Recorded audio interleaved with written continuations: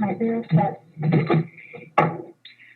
to call the meeting of the Board of Selectmen for Hales location to order, February 3rd, 2021, and it is 9:05. Please join me for the Pledge of Allegiance.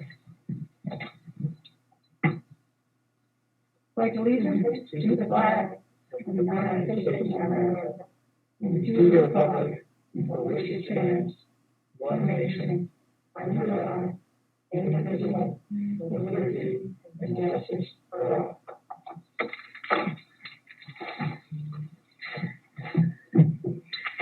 Okay. Mr. Treasurer, you have some stuff for us from Hale. Yes, we do. Okay. I have Denise's check with her,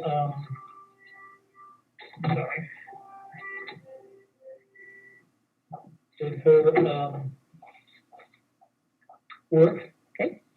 And then I have a check for Freiburg Academy. Okay. Which is an annual thing, I believe.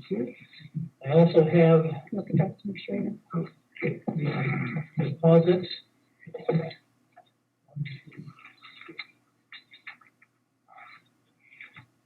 Six of them. Okay. Which you can look at and I'll sign. And I believe there's not too many left to come in, is there, for taxes? I think she said she has. I think there was, last I knew, there was only one. Yes. Trying to get a hold of. Is there 3 copies? Yeah, there's 3 copies of this for us.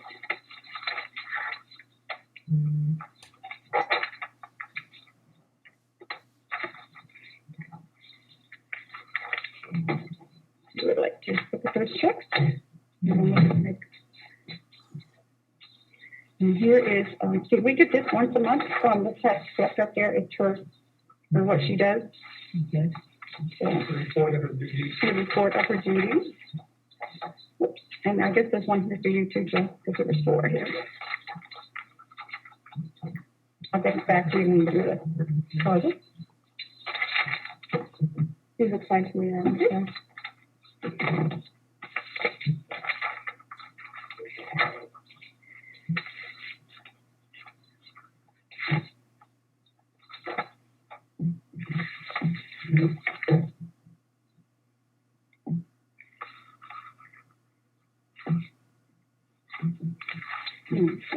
So, Commissioner, if you want to take a look at these.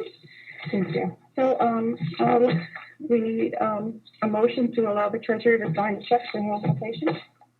So moved. Seconded. Okay. All those in favor? Aye. Do a roll call. I guess aye. Aye. Aye. Aye. Aye. Okay, and Kathy's back.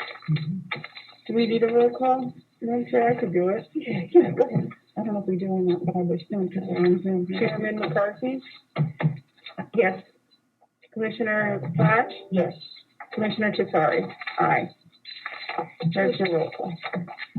Denise, good morning. Can you hear us? You're on mute, Denise. You gotta unmute yourself. Good morning. I did. Okay. Do you have anything that you would like to tell us or talk to us about today? No, I just wanted to report, I'm still waiting for 3 more tax payments to come in. But the people have called me, the mail's been slow, so I'm assuming they're in the mail somewhere, so. Other than Okay. that, everything is All right, fine. thank you. Good. Joe? Commissioners, Yes. you have in front of you a profit and loss budget versus actual for the month of January For Hale, okay. for Hales. Total revenues for property taxes plus interest and penalty for $62,731.65. Total expenses $11,619.85. I'm not sure what the 15 cents is. I'm guessing it's correction. And if you look on the back page, you'll see the net income number. So we're going to be getting this on a monthly basis. Okay. We hope to have something very similar with the county, but it's going to show a little different. Good. Is this prepared by you or This Denise? is done by Denise. Denise, thank you very much. Yes, thank you, Denise. Thank you. We using a QuickBooks system at Hales. Okay, So you have no questions on that? I don't, either one of you? I do not. I do not want to. Other than that, I have nothing else to present for Hales. Denise, do you have anything else for Hales we can talk about? No, I'm just waiting for the DRA to approve the MS reports I sent into them, which they haven't done yet. And then I know the next process is in April. I have to have the auditors do their report for the DRA. Okay, we are going to be talking to the auditors shortly about doing the audit at Hales too.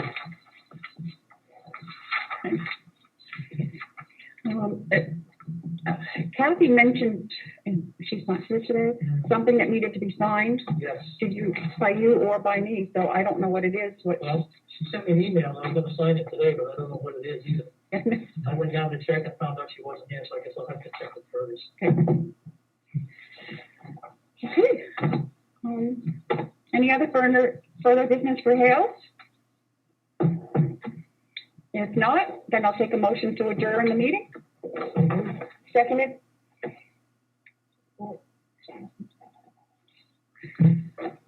Okay, do we need a roll call vote, Melissa? No, you're all present. Thank you, Mr. Regular vote. Okay, so all those in favor say aye. Aye. Aye. Okay, so we're, Hales is done.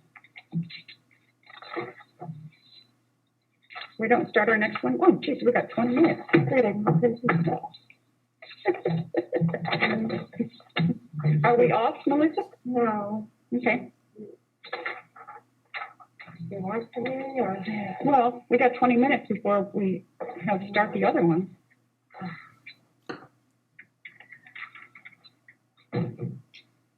Is there anything, Melissa, do we have any non-publics today? Yes, but it's, well, yeah, a non-meeting. A non-meeting, we can't do that. No, okay. I can, No, it's good. I'll give you these now if you want them. Okay. I didn't make a fancy cover. I could just, okay. Nice. No fancy cover. No fancy cover? Awesome. That's all the time policy. Oh, and there's this kind of disconnection there. You may want to take the staples out of the paper and sort that way. Great. I made them for all the department heads too, so. These are all the existing policies? Yes. So as we go through and update them, we can just put the new ones in here, right? The ones we just did, like that we signed last week, did you put the new one in or the old one? So the personnel-based policy that you did last week, there was changed at the request of the sheriff, so I need to sign a new policy. Okay. But for the current one is in there right now. And Commissioner Fox, you had a question about definitions of legislative and governing bodies.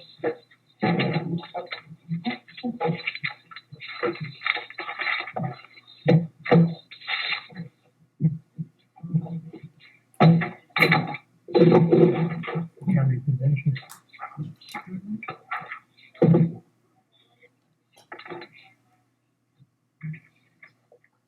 What? Incorporated. They don't do anything. Nothing. They're the legislative body because they're elected as their legislators. Yeah. But as far as we're the selectmen, they don't oversee the selection. No, So, no, No. but in order to join in for the planning, for the communications district, that refers to a legislative body. It has to be authorized by the legislative body, so all the towns are putting it on their warrant. My question was, are we the legislative body? And this says delegation. but it would cover, hey, I mean, if Conway's putting it in, I would assume, no, see, because Hales doesn't vote on any town stuff. So Yes, it they would know. give, he just gives an extra seat at the table for planning, All right, and I can, yeah, you could see and that. I, Yeah. yeah.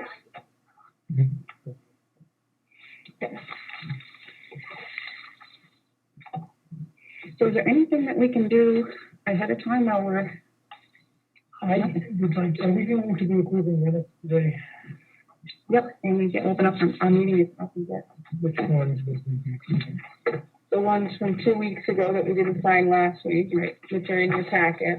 They're in today's package Yep, from 2 weeks ago? I believe she put another copy in, because she needed little changes. Yes, would you like to dabble into recess Yes, because we can't have. until 9:30? Yeah.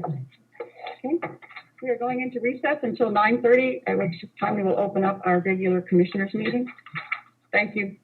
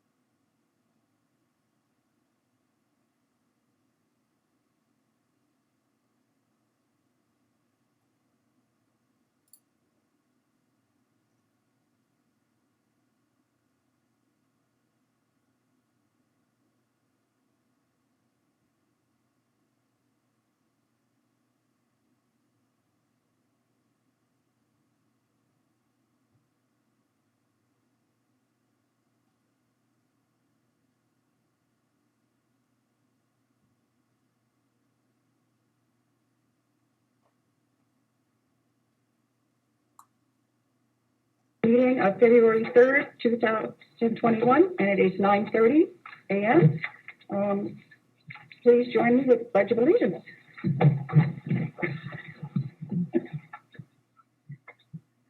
Allegiance to the flag of the United States of America, and to the republic which stands one nation, under God, indivisible, with liberty and justice for all. Thank you.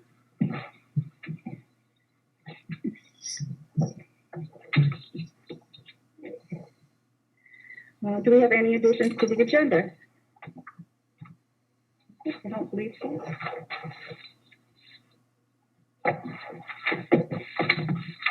No? Okay. Need the approval of the minutes of January 20th. I'd make a motion, Madam Chair, that we approve the minutes of January 20th. Second? Okay. All those in favor? Say aye. Aye. Okay. Let me sign these and look at them on the way.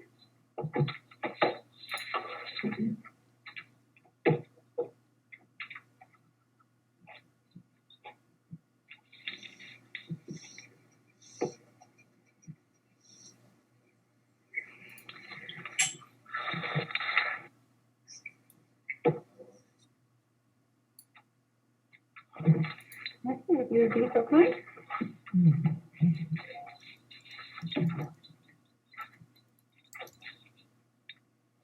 Sure, I can find that pen.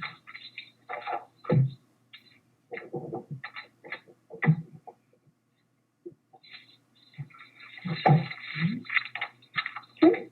Thank you. Look at you two. Yep, look at this. We need approval of the minutes of January 27th and 28th. So moved. Seconded. Any discussion? Nothing needs to be changed. Okay.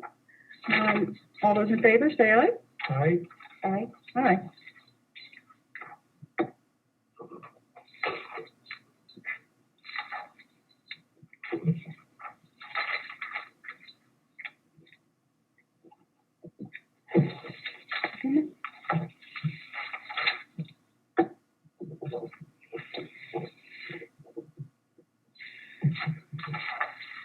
Thank you. Okay. Thank you.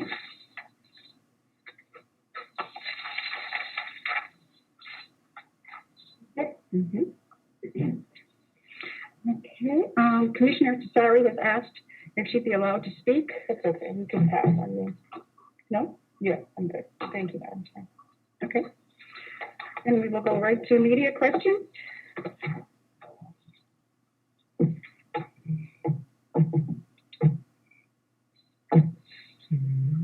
Seeing none, we will go to public input. Is there any public input? I don't see any. Someone? Okay. Nothing in the chat. Madam Chair. Okay. All right, then we will, the manifest approval for January 27th was $140,161.21. And Joe, you have something that needs to be signed? Yes, we have the engagement letter for our tax anticipation note from Divine Millman Attorneys. And basically, it's the standard engagement letter using them to prepare the documents for our tax anticipation note. The only thing I note is at the bottom of page 4, they've indicated what their fee will be, between 35 and 45. And I'm going to ask them if they can do anything better because they're just redoing the situation. So whether they can or not remains to be seen, but we're going to try. Okay. We do need to sign this. Sign it as treasurer because they are waiting for it. So if you'll approve it, we'll sign it and get it off. I'll wait a motion for approval. I'd like to make a motion to approve this engagement letter for Divine and Nomad and to authorize the treasurer to execute the letter. Okay. Second. All those that approve? Aye. Aye. Aye. Joe? Thank you. Okay. So that's it for, oh, wow. Should be a record. Well, Madam Chair, I just let the department heads know that we may be discussing line item transfer before the bond discussion. yeah, we could do that now. We got a half hour. I'm here. Okay.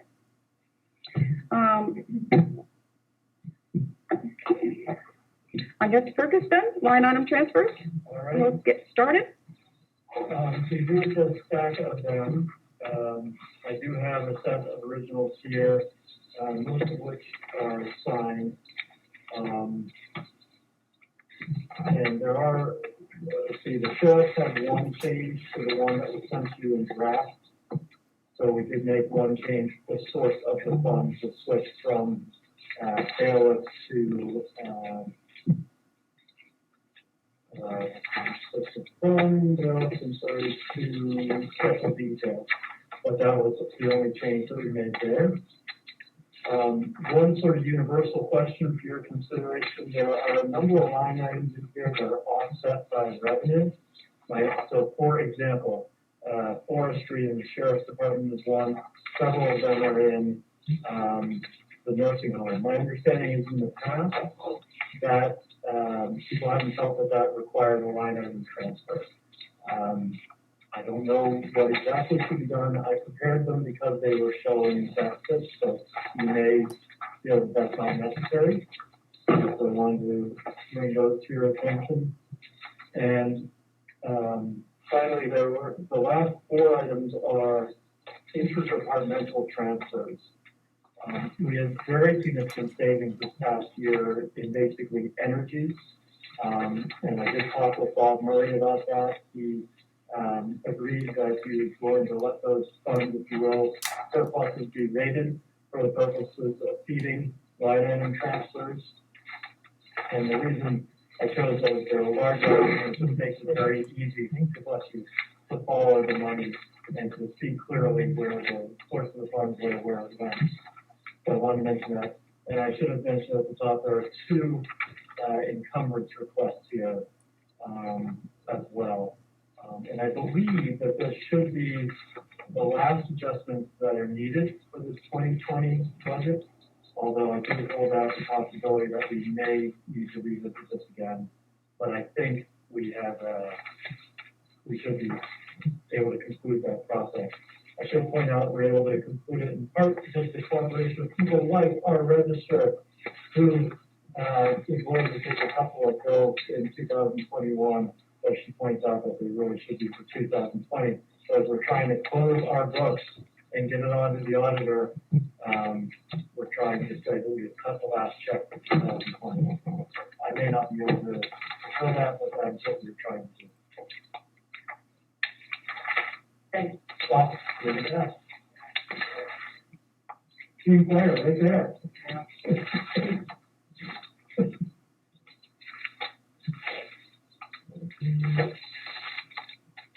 So Madam Chair, I might suggest that you consider the two encumbrances first, which are numbers 11 and 12.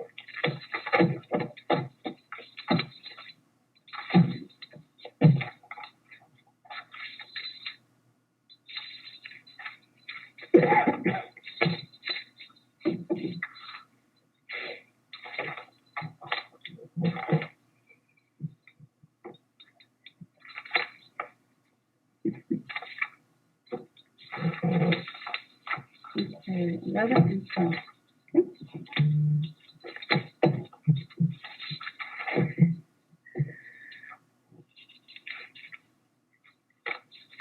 So this one, request 2020-11 is for the final payment of the 219 audit.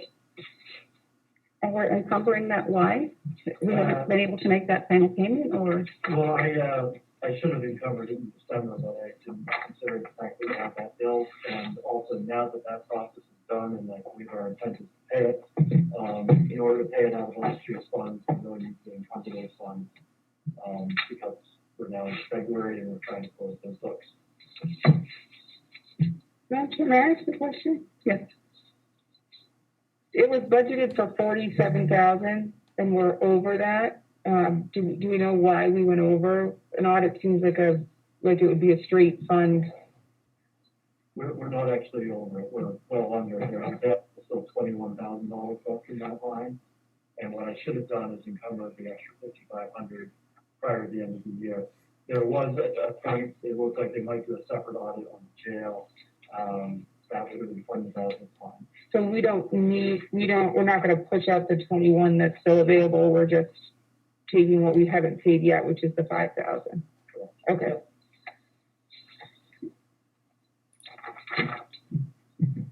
Matthew, any questions? No. Okay, I ask one more, Madam Chair. Yes. Are we taking from that line item for any of the remaining ones, since there'll be so much left? For the line item transfers? I would not propose that you do so, it's gonna end up in surplus, Okay. and go to the general fund. So it's not later in any of the other line items? Okay. I'll go to motion. I make the motion to approve encumbrance 11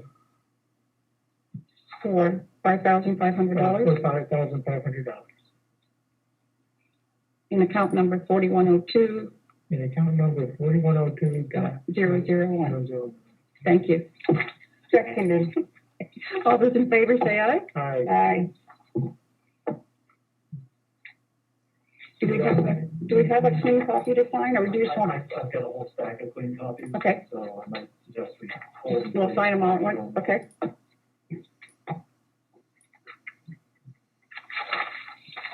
Okay, we're on to request 2020-12. Okay. And this is from Mr. Murray. Bob, you have, Yeah, good morning, Commissioners. This is a repair for the elevators that was started right at the end of the year. It was supposed to have been finished and billed prior to December 31st. But unfortunately, they had a wrong part in hand and they weren't able to complete. They're going to come back as soon as they do have the right part. And well, since this is 2020 capital money for this repair and the job has already started, we need to encumber the remaining funds to pay them when they finish the job.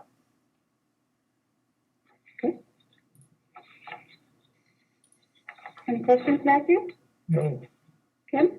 I have one. If you recall, you indicated that you were taking some from Mr. Murray's budget for later. Is that part of this No, line item? Because No. there's excess in this one too. there is excess in this line, this is a capital project, and so there was $12,000 left in that account. And so he's looking to encumber another 3,790 of that. So it doesn't add to the budget or anything. There will still be a surplus. Right, and there's no line item that transfer that later comes from this line. Not later. That happened previous. We did encumber funds for this back in, or the previous commission did back in December. Joe, Thank you, Madam Chair. Sorry. If I may, on a different subject, can I ask Bob a question? sure. Bob, can you hear me okay? Yes, I can. I'm looking at a invoice here with a note from Cheryl for consolidated communication totaling $4,307.76. Are you familiar with that? If that's the one that has the letter attached to it, yes, I am. I was approached by Consolidated. They reached out to me a week or so ago and told me that they had an error in the way that they present a bill, but the bottom line is actually correct. So if that's the one that has the letter attached to it, then I think that's the one that you speak of. I don't see a letter, but what I see is a message from Bernard Jennifer. So I'm guessing it's the same one. Yes. The question, Yes. the question I have, Bob, there's no approval on it, no signing of it. So if it's okay with you, I'd like to have Fergus okay this so we can process it. Yes, I'm familiar with the with that bill and what's going on with it. So yes. Okay, thank you very much.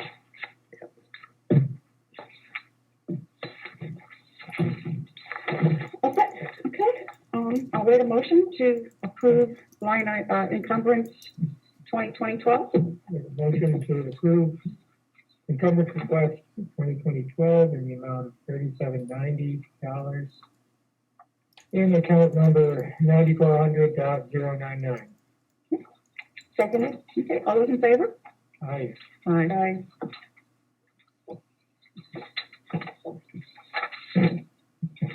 Okay, since we have Bob, why don't we do, I know it's skipping through, but let's do the ones that Bob has. Is that be okay? Yes? Yeah, it's fine with me. We asked Bob to review the ones that were rating one of his accounts, if you will, and if perhaps he could address that and acknowledge that he's okay with that. That would be the propane, pellets, and I believe electricity. Okay. So the last four items in that packet, that's the source of the funds. Okay. That's, is that the ones that he has signed? Oh, I see it, pellets, yeah, okay. Got it. Yeah, two of them he did sign, two of them, Howie signed, but Bob did not, but I know Bob has reviewed them. Okay. So Howie, it would be 40, which ones are the one that There Howie? are 45 through 48, the last four. Okay. Okay. Okay, so Bob, let's start with request number 2020-43. Yep. That's, it's coming out of retirement, going into Medicare.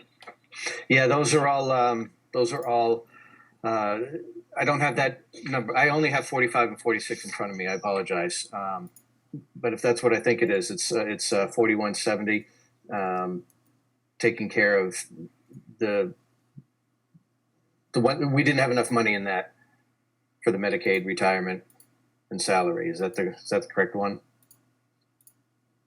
It's 5150. Retirement, budgeted amount was 66,975, and available is 3738, and you're taking out 7123, going into 5150.018 into Medicare. Yes, I remember reading that. $71. Yes. Yes. Yep. Okay.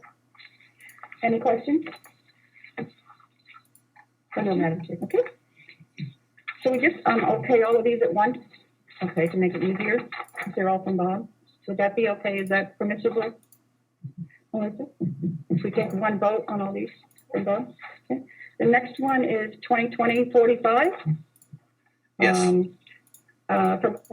Okay. It's requesting 70,000 and it's going into 4102. Is this a different department? That's in the departmental transfer. Yep.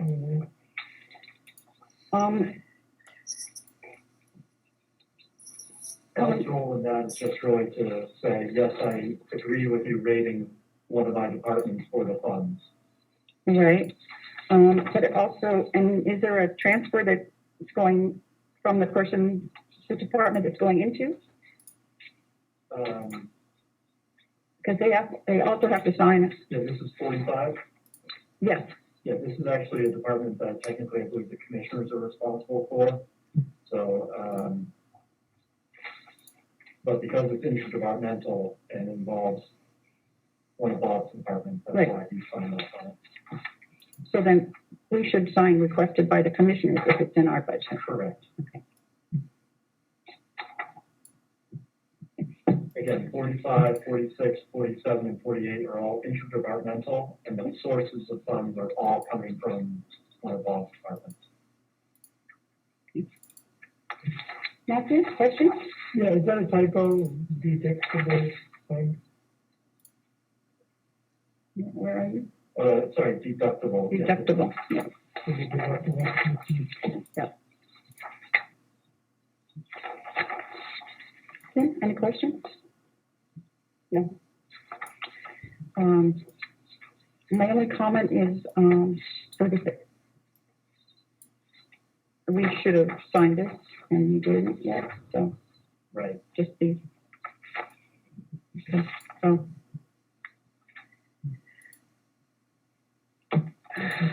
Should we have technically done a letter to Madam Chair? Yes. But going forward, this needs to be paid, so. Okay. I'll wait a motion. So is this procedurally correct? You're not supposed to be doing that? It is not procedurally correct. Yep. Comments, questions? No, I thought we were doing them all at the end.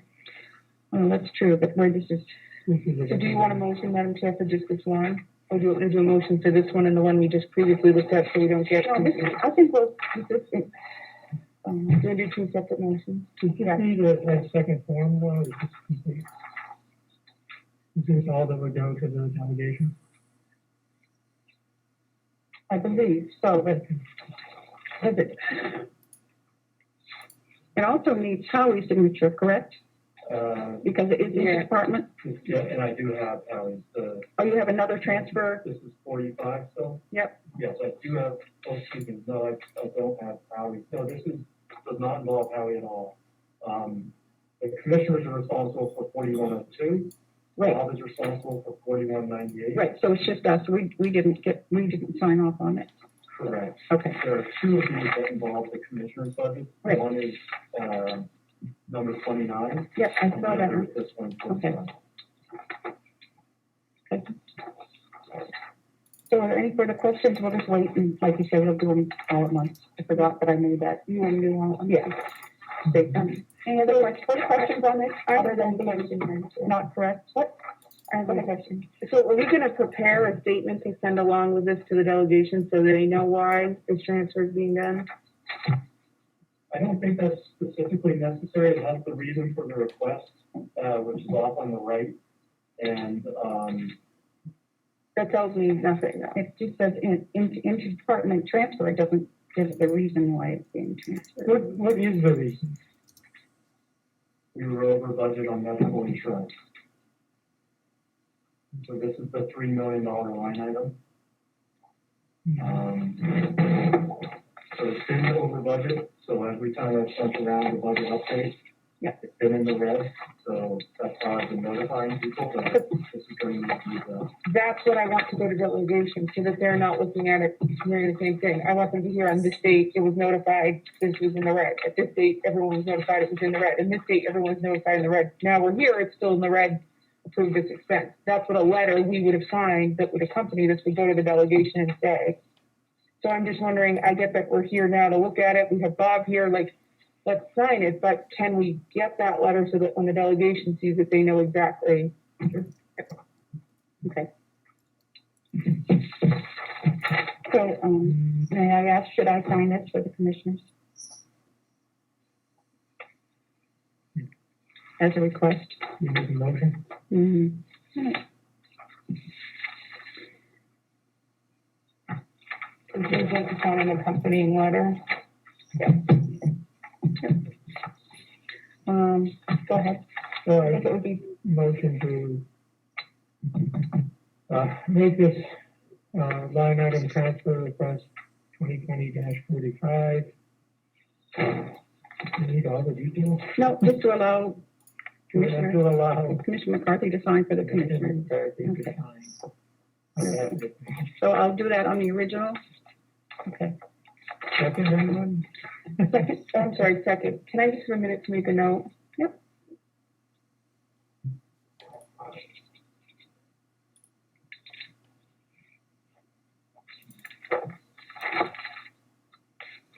All those in favor, say aye. Aye. Aye. Aye. Okay. The next one is 2020-46. And Bob, this is also coming out of your budget, 4198.0. Yes, this is coming out of pellets and going into salary, Social Security, retirement, Medicare, and new equipment. New equipment had a shortfall of $12.51. Right, okay. So this is all your department, so there's no interdepartment, Right, right? So correct. I would have a question. Why does it say this is an interdepartmental? because it is it's in his department. That would be incorrect. Two separate departments that Bob is responsible for, but it is interdepartmental. Okay. So,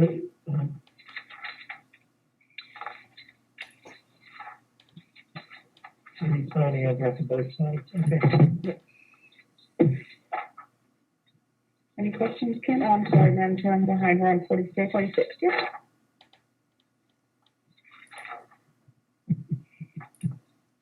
So this one is Bob's responsible for it, but what is it, Madam Chair? Yes, you know?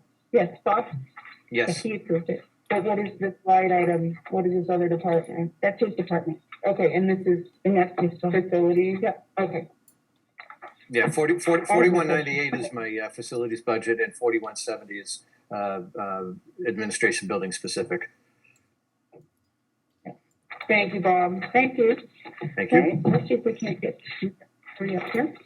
2047. And this is from your account 4198.065 facilities. Yes, And it's going into Howie, right? yes. Okay. Bob, you didn't sign this. No, Paula, Did you see this one? I did see it. Is Paula available? I think she's on the line. Okay.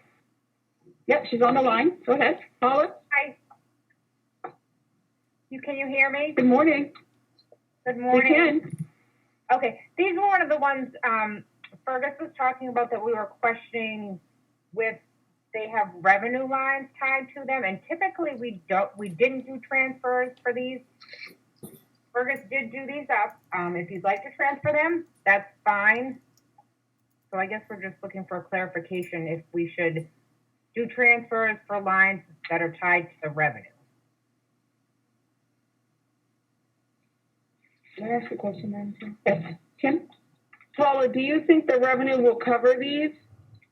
Yes, we're over in That's gonna revenue. come in? Oh, expenses. We're over in revenue, so. Okay, so why would we do a line item? We never, I don't believe we ever have. We have not in the past. Is there any benefit to doing one? Not that I'm aware of. I don't know if anybody else has any input on that, but I'm sorry, that was more for CFO Colin. Perfect. This falls into a gray area, right? Statute says if a line is in deficit, it needs to line item transfer. These lines are in deficit, like prepared to line item transfer, but Paul's exactly right. They're offset by revenue.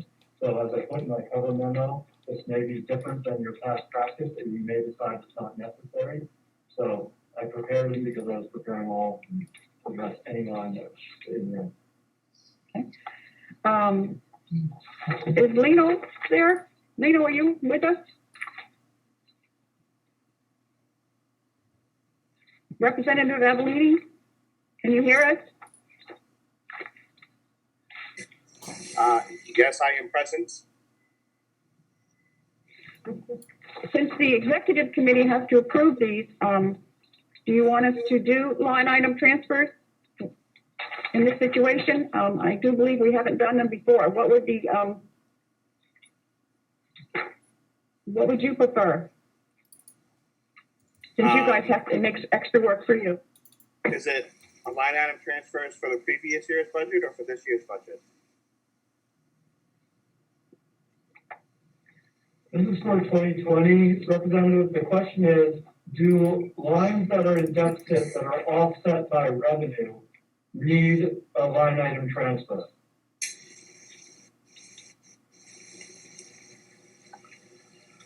If the expenditure has been overdrawn, you would need to move money into that regardless of what the revenue would be to make sure that that line was whole, according to, I'm guessing your policy as well as the law. Yeah. Okay. Lisa? As a department head, I would think you certainly should. Yeah. I would anticipate in 2021, we may be in this situation because the budget now projects for only a 13% increase that it was developed in August. I asked for it to be increased, but it wasn't. And so I think that right now we're 50% ahead. I think for this year, I think we're going to run into this situation and we're going to have the revenue, but there's not going to be money in the contracted and equipment line to pay the bill. And how can I ask I see a vote to pay bills, it's red. Perfect. Okay. Any further questions? Yes, I have one more, I'm Okay. sorry. That's okay.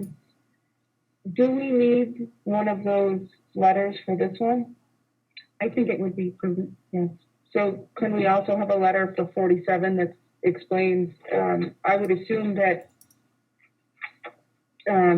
how we would have done it in the past, but since he'll be leaving, perhaps Paula could draft it? Paula, are you still with us? Yeah, yes. So it'd just be a quick, this is why we're making the transfer. Sure. Okay, can we hurry and get this one done? That'll be the last of these, and then we'll go to our next. We can get these out of the way. Okay, the next one is, transfer is 2020-48, and that also comes from 4198 Facilities Department, and going into the nursing home. And Howie has signed off on this. We do need to get Bob to sign also on the original. Any questions? No? You ready for a motion? Kim, any questions? Just that I would request that a letter too. Yeah, a letter on this one too, but nothing more than that. So it's these two, Paula, it's 2020-47 and 2020-48, if you wouldn't mind. Okay, certainly. Thank you. You're welcome. Any further questions? Okay. I'll await a motion for, So we're doing, for line item transfer request for 2020-43, 2020-45, 2020-46, 2020-47, and 2020-48. okay. I'd like to make a motion Okay, you can just put in what I said, so you don't have to. to Comeau. Seconded. Okay. All those in favor say aye. Aye. Okay. Okay, thank you. So Okay. these ones are done. Madam Chair, Yes. Representative Avalon has his hand up on the Zoom. I don't- Oh, okay. Mino, you have a question or a comment? I do, thank you, Madam Chair. Are those time sensitive, transfers? Do we need to schedule an executive meeting, or can this wait until our next delegation meeting? We have about 20 more to do after our next things on our agenda, so I would suggest we wait until we finish all of them, and then we can let you know. Would that be okay? Well, that's perfect. I just want to make sure we're not holding up Bob's job if it needs to be done. No, Fergus just told us that none of them are time sensitive, so we're okay. Thank you, Madam Chair. Thank you. Madam Chair, could we please let the other departments on the line know that you're going into the next agenda item and doing the line item transfers later? It's like later here. We just want to let the other department heads that are online know that we have a 10 o'clock appointment. And so we are going to stop the line item transfers until this next meeting is done. And we can let you know when we get back into transfers if you want to do something else, or you're welcome to stay online. So we'll get to our next meeting. I'm all set. Thank you very much. Thank you, Bob. Okay, we are meeting for a bond discussion. Okay, Bruce? You should have previously received a bond packet, which is all the information, and we are joined today by Steve McElroy and also by Renelle Valilio, who are here to answer some questions and maybe give you answer any questions in the oral presentation about what we're thinking about. Okay. Thank you very much, both of you, for joining us, and go ahead with your presentation. I think you're mute. Okay. Steve, do you want to go ahead, Steve? Sure. Can everyone hear me? Yep, we're all here. My name is Steve Massaroni. I'm from Public Financial Management. We serve as municipal advisor to many cities, towns, counties in New England, several in New Hampshire.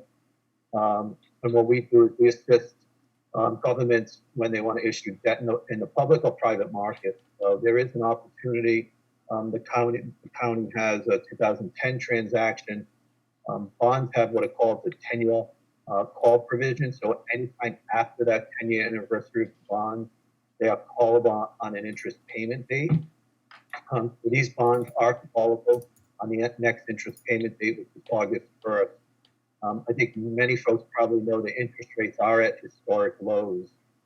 Based on current market conditions, we estimate that the county could refinance the 2010 bonds, generate fairly sizable savings of approximately, on a present value basis, $790,000 over the remaining life of the bond. Couple things. There's two ways to sell bonds. You can do it in the public markets, which is what the county did back in 2010. The county would have to obtain a bond rating, have to prepare disclosure for investors. There's also what's called a bank direct purchase, a little different process where the banks, you would send out an RFP for a bank to purchase the bonds directly. There's no need for a rating or for disclosure. Given the term of this bond, it goes out another 9 years. Banks have a quite nice appetite for bank direct purchase bonds that are under 10 years. So we think there will be some interest. Now, I say that, but the only caveat is, they will do their own due diligence on the financial status of the county. They will review your financial statements. And the one thing I would say is, with no underlying bond rating, you just don't know, where those bids would come in. I did run this at a conservative interest rate of 2%. Just to give you an idea, back in September, I did a 15-year direct purchase with a city in New Hampshire. The interest rate for 15 years was a 1.65, and that was a rated community. I did a direct purchase that's closing tomorrow in Rhode Island for 15 years as well. That rate was a 1.58%. So you can see these rates are extremely low. We built in a little cushion just because of the fact that, there's no rating from the county. So I'm not sure if they would back off on the interest rate a bit because of that. But even, at that 2% interest rate, the savings are pretty substantial. One thing to keep in mind, GFOA makes recommendations on when to proceed with a refinancing. And generally that threshold is 3% present value savings. Currently, present value savings on this refinancing, again, assuming a 2% interest rate, is above 7%. So well above the GFOA recommended threshold for savings. Renell, I don't know if I missed anything. I know I talked fast. I apologize. No, that's. Okay, sorry. I wanted to make sure I was unmuting. Hi, I'm Renell LeWillier, and I worked with the county for a number of years as bond counsel. So it's nice to actually meet you in person. So, and Steve, I think you've hit everything on the financial side of it that is, pertinent to moving forward with these refunding bonds. What my role is to make sure that the county follows the state law processes to authorize them. So I sent to Fergus a checklist of a list of steps that need to be taken. So we'll work together based on the county's schedule for the commissioners' meetings, for the delegation meeting, to approve the refunding bonds properly, pass the proper resolutions, make sure all the hearings, everything that needs to be taken is taken in accordance with state law. So that's my role. And then also my other piece of my role as bond counsel is to work with Steve to make sure that the numbers also comply, the way that the refunding is set up complies with state law as well, because there's certain ways that refundings have to be structured under state law. And there's also tax rules that apply. So I'll work with Steve and I'll work with Fergus to talk about the project, the timing of it, whether all the proceeds have already been spent on these projects, things like that that the IRS is interested in making sure have happened. And that also goes into supporting my opinion of bond counsel that the bonds, that the refunding bonds would be tax exempt. So that's my role. And at this point, it's really, driven by whether the numbers make sense and whether, moving forward makes sense. And then I can work with Fergus to put together a timeline that we'll share with you to ensure that we hit all the pertinent steps and do things the right way under state law. Yeah, if I could just two additional points I just thought of. Steve, hold on just a minute, please. Sure. Okay, go If I ahead. may, Joe Costello, I'm the county treasurer. Oh, hi, Joe. And as I look at this proposal, which I received this morning, it looks like we're looking for a total bond of $10,805,000. Is that correct? That's correct. Yep. Included in that $10,805,000 is the numbers in there for the registry of deeds. I believe they're looking for $3 million or $6 million or something in that line. Fine. Yeah, that was going to be included with this proposal. So basically, we were going to do two things under one bond. Two separate items, which could be combined. No, not two separate items, combined as one. Is that a possibility or is that a problem? This is Steve. No, I did run some scenarios for Fergus for new money. What I just explained was the refinancing portion of that.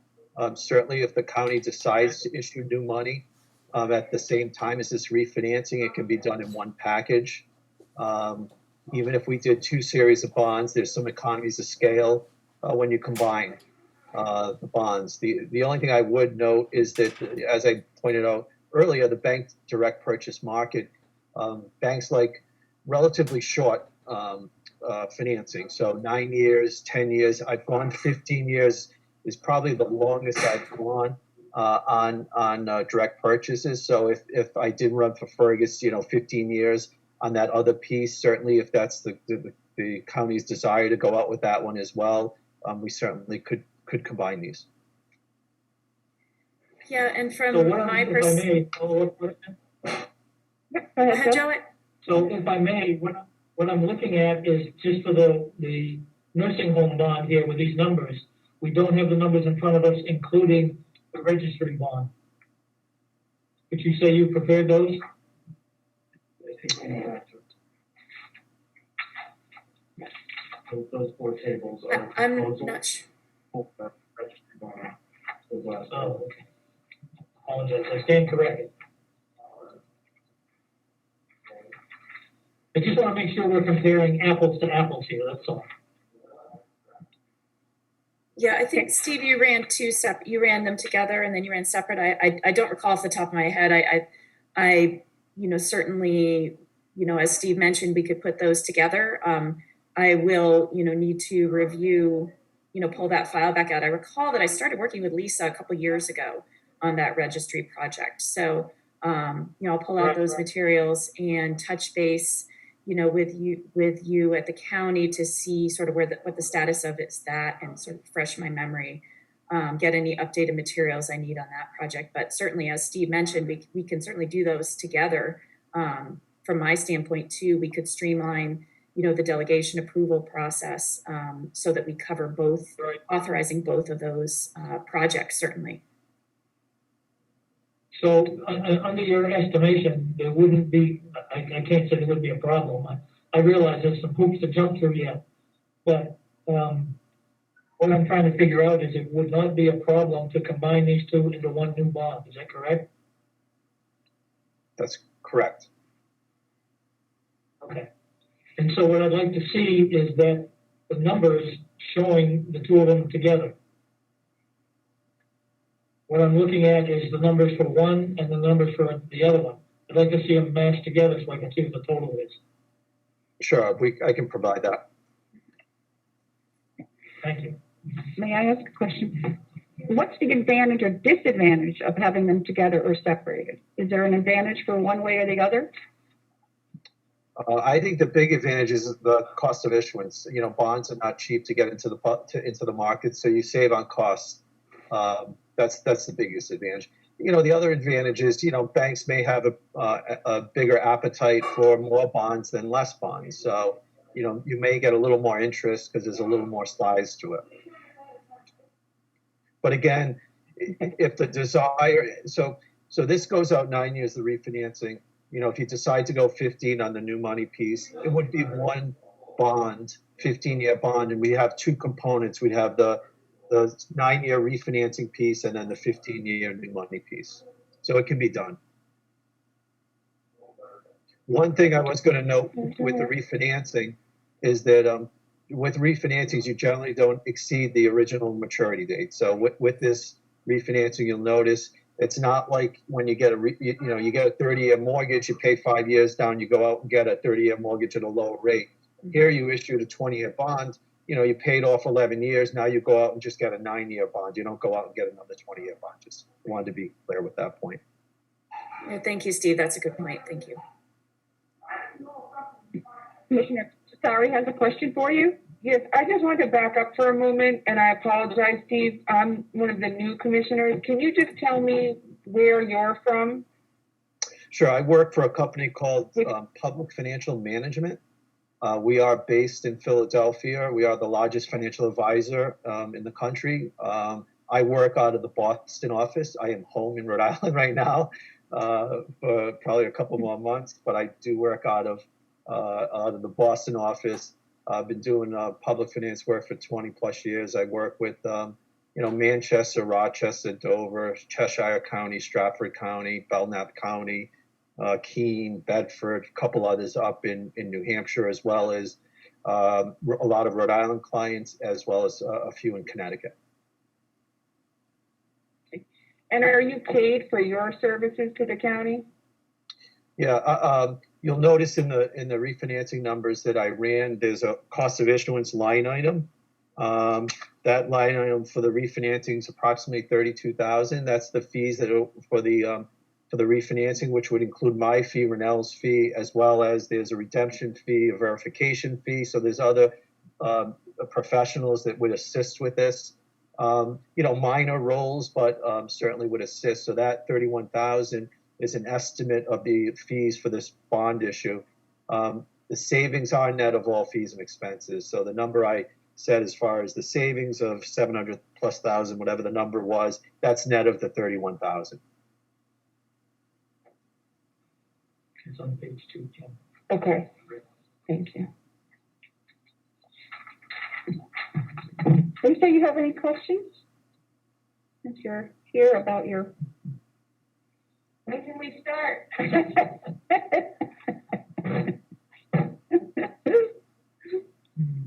Fergus? Um, See that for a second? Steve, on the fees, just so we understand, if we ended up extending this to include, the new money as well as the refinancing or the reissue, would we expect those fees to be adjusted a little bit, maybe up? Yeah, they would go up a bit. Some of the fees are based on the par amount of the bonds.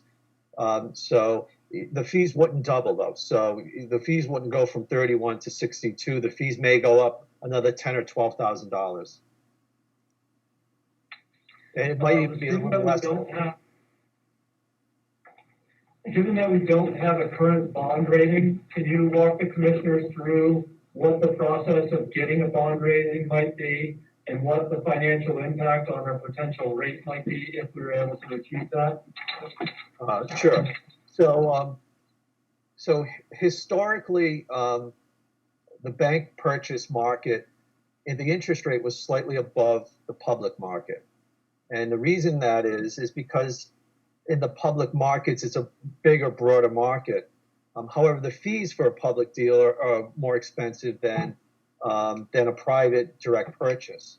However, the bank direct purchase market has evolved over the past 10 years and especially over the past 2 or 3 years. And because we're in such a low interest rate environment, the spread between a direct purchase and a public issue is very narrow. You can see with these rates at, sub 2%. However, if the county did decide to do a public deal, what that would mean is you'd have to get a bond rating from one of the 3 bond rating agencies, Moody's, S&P, or Fitch. The county did back in 2012 have a public bond rating from Moody's. There's a cost to do that, depending on the par amount of the bonds, and there's a lot of time that goes into that. The county will have to provide the rating agency with historical information, generally 5 years of historical information, as well as provide projections on current year finances, proposed budget for next year, and some tax-based information. The rating really is based on, several factors: debt load, which includes pension, tax-based information, demographics, and finances. So the bond rating agency will evaluate all of those components and come up with a bond rating. So I do a lot of direct purchase bonds. I only have done a handful when the entity doesn't have an underlying bond rating. So that's the only reason why I hesitate a bit. But really what I mentioned to Fergus is, you can try the bank direct purchase market. There's really no cost to do that. If we get bids we like, you take the bids. If you don't get bids you like, you simply reject the bids and you move on to plan B, which would be a public market bond, which would take a little more time. But I think given the rates are so low, I think it makes sense in this environment to try to take advantage of the bank direct purchase market and see what comes in for bids. I would say that, and Fergus, I don't know that I mentioned this to you, one thing I think we will need, and I don't know what the status is, but we will need the 2020 financials because banks will want to see at least a couple years of current financials. And I have the 19, which includes 18, but I think, we're going to need to see the 20. And if you don't have audited 20s, at least drafts of the 20, because banks will do their own due diligence. Steve, would we need those by May, would you think? Well, I think the timeline, Fergus, that we had talked about was you can't do this. So there's some rules on the refinancing. You can't do it any earlier than 90 days prior to the call date of August. We have this targeted for July 1 close, right around July 1, which means we need to send out packages to the banks probably around June 1st, end of May, June 1st. Okay. Question? Oh, would you hold just a moment? Lino, you have a question? Your hand is up. Thank you again, Madam Chair, members of the commission. This is for just some background on the 2 people that are putting this bond rating together or bond together for us. In that expenses for fees, is that broken out or is that just one lump sum? No, I did provide the breakout to Fergus. I think it was on the last page, if I recall. Yeah, it's on the last page of the packet that I had sent to Fergus. Thank you for that. And Madam Chair, could members of the delegation receive that packet as well, so we know that we're all on the same page? Yes, we can do that for you. You should already have it. Thank you, You Madam said Chair. you should already have it. Okay. Anything else, Lino? Okay. Nope, that was it for right now. Thank you. Thank you. Steve, may I ask you a question? This is we've discussed registered fees. Sure.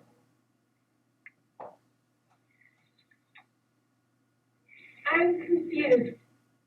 On the information that Fergus gave us, he said that the New Hampshire Municipal Bond Bank does not require a bond rating. Is there a third way of going for bonding that I'm missing here? Yeah, the bond bank is also another option. Communities in New Hampshire can go directly through the bond bank. There are some upfront fees for the bond bank, but certainly that's an option that Fergus and I had emailed back and forth about. So, what was the private, the public offering that you meant, is that a third avenue? Correct, yeah. So a public bond is when the county would sell their bonds to individuals, institutions across the country, quite honestly. How that process works is, as I said, you obtain a bond rating.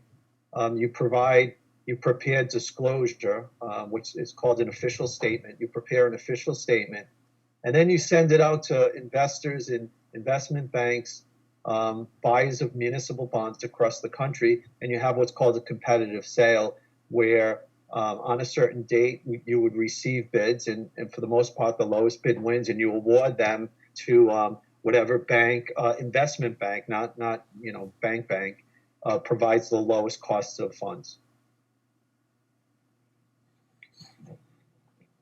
It's a little more involved. The timeline's a little longer. I'd say a bank direct purchase probably takes about 6 weeks. I'd say a public deal probably takes 8 weeks or so. After all your approvals are in place. Any further questions?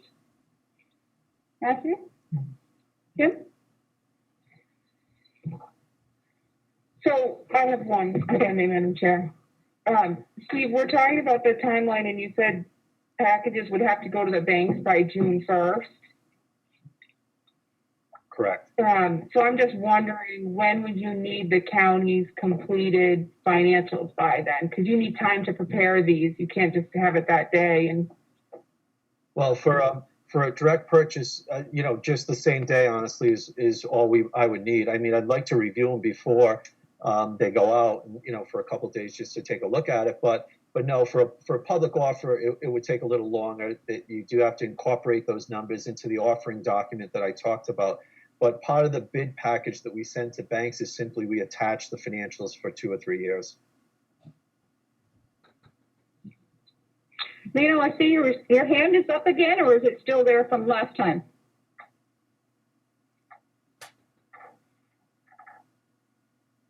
My apologies, Madam Chair. It's still there from last time. Okay, thank you. Fergus. So if we were to get a bond rating, is it safe to say that would cost something like $10,000 to $20,000 and take, at least a couple of months? Yeah, so it would add on a couple of weeks, 3 weeks to the process. And the cost, Fergus, I don't have it in front of me. I thought I had sent you the cost. I believe the rating's about $15,000, if I recall, for a bond issue not the $5 million, but when we were talking just the refinancing, I believe it was about $15,000 for the rating fee.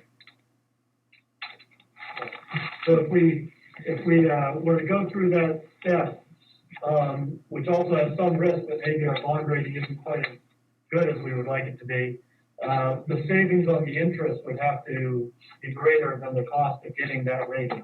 Is that correct? That's correct. Okay. And in terms of the New Hampshire municipal bond banks, are they effectively in the bidding process, or would that be an entirely separate route? In other words, is this something that they would have an opportunity to bid on, or would we have to either go that route or go a different route? Yeah, Renelle, you want to, generally they don't bid on our stuff, but I'll let Renelle comment. She knows a little bit more about the bank. Sure. So Fergus, the New Hampshire Municipal Bond Bank has a process that they go through. They have a schedule for a sale that they have usually every summer, and we're just in the middle of one right now. We're about to close on a sale that they had in January for a number of municipalities. I don't think any counties have participated in this one, but they have a pretty strict schedule that they stick to. So if that's something you're interested in, it would be a different timeline, a different sort of process that you would investigate. One of the things with the bond bank that folks find more difficult is that they are on a set schedule, and you can't make prepayments on any of your bonds. So sometimes folks like to have the ability to, if they know that they're going to want to prepay, they build that in, and that's something Steve, works with too, is they build that into the bond financing is prepayment options, and that's not a possibility with the bond bank. So that's one of the drawbacks, but the other, they do get really good rates, and that certainly is a process that can be investigated. And if it's something that you want to look into, we can give you the contact information at the bond bank so that you can reach out there. So. But your recommendation is that we go with a private bank offering first. If we aren't satisfied with the rates, then we consider a public offering, and that we do not start with the municipal bond bank. Is that correct? I would say you test the bank purchase market on your own, and then perhaps before you do the public deal, you go to the New Hampshire Bond Bank to see what they would offer. And you would have a good comparison now because you've already tested the bank purchase market. You know what your rate would be. So then you could go to the bond bank and, see where they would be if they would finance it. Yeah. I think the public would probably be sort of the plan C, if you will. Mm-hmm. Agreed. And what is the mechanism by which we would test the private bank market for rates? Yeah, so what we would do is go out with the RFP. There's not a lot of work to get the RFP out. There's a lot of work once you get the results. So Renell and I, could draft up. I draft up the RFPs. Renell would review it. We'd send it to banks. And if we get good bids, then we would proceed down that route. If we didn't get good bids, we'd simply, as I said, reject the bids and go on to sort of plan B. There's no added cost to do that, quite honestly. It's not, if we decide not to do that route, you're not going to pay any additional fees. We just go on to, again, plan B.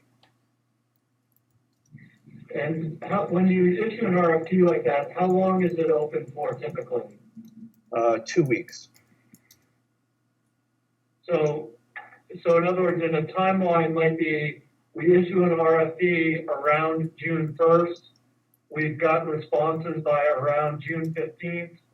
That still leaves us with a couple of weeks if we need to pivot to plan B, and that's enough time. Is that correct? Well, again, as Renell said, the bond bank has a pretty set schedule. So I think what we want to do, Fergus, is try to get an idea of, what you need to do with them in case you do decide to go down that path. So over the next few weeks, perhaps that's something we can do, just investigate the bond bank a bit to see their timing. Yeah, their application, they're due April 30. So does that preclude using the bond bank, given the time frame that we have? Well, Fergus, I think you can send in your application. I mean, what I always recommend folks to do is, if you're interested, just file an application with the bond bank. With all of the postponed meetings, and there's a lot of stuff up in the air right now for the bond bank, and they're closely keeping track of timing. So they have the flexibility to do different series of sales, things like that. So perhaps a timeline along the lines of what they have proposed right now on their website, applications due in April, sale in June, closing in July, or maybe it's July. I can't remember exactly what their schedule is, but they may have flexibility to change that up a little bit. So I think it probably makes sense to put in an application at the same time so that you do have your bases covered there. Lisa, I know you had a question. I think Renee just answered it. Okay. We could do both. Okay. Anything else? Any other further discussion? Joe? If I may, Madam Yes. Chair. Renell, on a separate issue, I know you're looking for an engagement letter. I just signed it and I'll put it in the mail for you today. On another matter. Thank you. Okay. So, another question? You all set, Bruce? Okay. Well, Renell and Steve, thank you very much for answering our questions, and I'm sure you'll be hearing from Fergus in the near future. Great. Well, it was nice to meet you all. Thank you. Thank you. Thanks, everybody. Thank you. Bye. Thank you. That's it, that's the problem. I have his hand up again. Okay, Lino, Thank you, Madam Chair. you have Members of the another question? commission. I do. I apologize. I just want to make sure that the timeline that everybody's looking at also includes the timeline that the delegation would be to have to approve this bond, to make sure that there's enough time for everybody to get this done. I'm okay. Well noted. Thank you. If I can address that. Yes, So go ahead, Fergus. the convention only needs 2 weeks. You have to hold a public hearing and you have to have that duly noticed. And then you could act, on that day of the public hearing. So we do have plenty of time, but I would definitely recommend we get that process going. The intent, I believe, today was to have this sort of informational session and then probably the commissioners to consider whether they want to advance that to the next step, which would be turning over to the delegation to schedule that public hearing. So, we do have plenty of time, but I want to make sure we continue to stay ahead of this and not get behind it.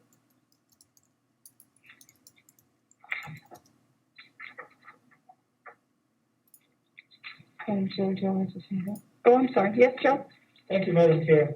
The only thing I want to be sure about is that we have communication with the bond bank, financial bond bank, and I asked them to do the same thing these folks just did. So we got a presentation so we can look and see which one may work the best for us. Madam Chair, any comment? I'd like to echo what Joe said. I'd like to set up a similar conversation with the municipal bond bank. I'm looking at the recent offerings. It was 0.81% on a 10-year loan and 1.32% on a 15-year. Now, what they do is they combine the offerings of various towns. They just did one for 34 million. Yep. Fergus, could you arrange that? Sure. For next Wednesday? Sure. Okay. Would that be suitable, Mr. Batch? It would be very good. Thank you. Yes, thank you. Can I just consult my schedule in case there's a time that we should avoid when setting up the meeting, Madam Chair?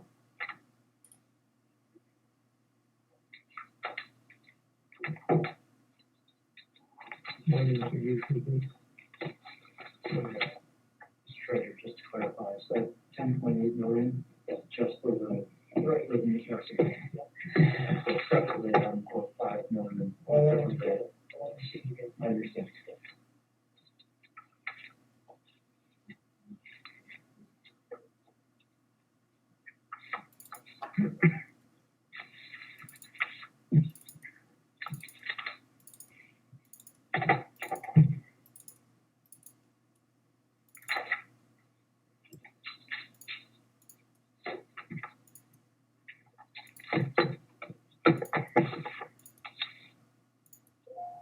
Looks like I'm wide open next one. Okay. Whenever the time is convenient for them, Curtis, it would be fine. Okay. All right, thank you. Okay, shall we go back to the line item transfers? Yes. Yes, and since we have Lisa right here, shall we go to 2020-33?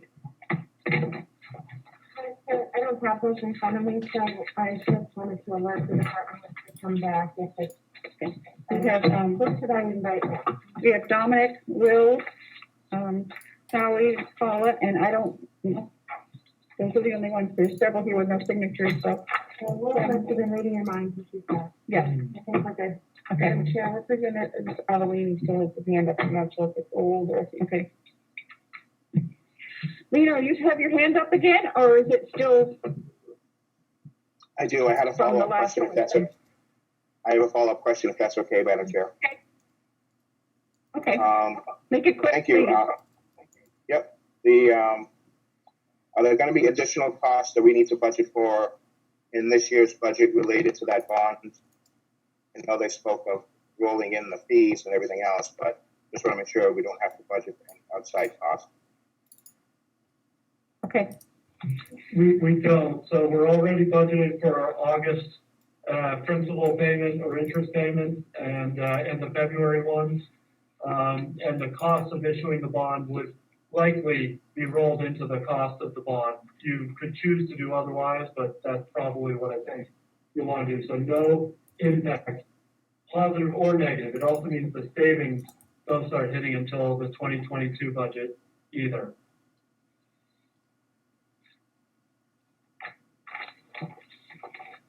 Okay, oh, let's, Thank you, Madam Chair. Avalani, you're welcome. Representative Avalani, it would remove the $600,000 from the archival restoration in the budget because the payments would then start in 2022.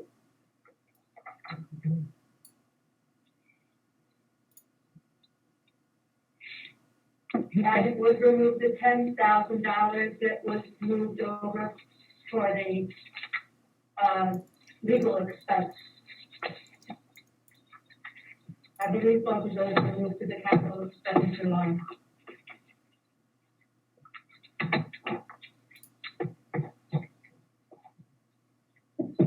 Okay. Okay, we're back to line item transfer number 33. It's coming out of 33 then? Yep. I just have it complete this here, so we wanted to, I just wanted to find it. It's coming from account 4120.010, Social Security, going into 4120.009 into salaries. So my understanding is this line item transfer is necessary because of the 53rd week that was paid for in last year's budget. And we would have funding in our interdepartment budget to fund it, and the Social Security line was tapped. Okay. Any questions? Okay. Yes, sorry. Per our commissioner's policy on line item transfers, because this is from a registry line item to another registry line item, would this have required a letter? Normally, but she does have up here, the line when there's a deficit due to unanticipated paid time off out in December, the transfer comes from another payroll related line. Well, I was just thinking if you could add that it's the 23rd week, then the delegation will have the same information we had, without needing to ask Madam Chair, who will inevitably be on the Zoom. Or at the meeting.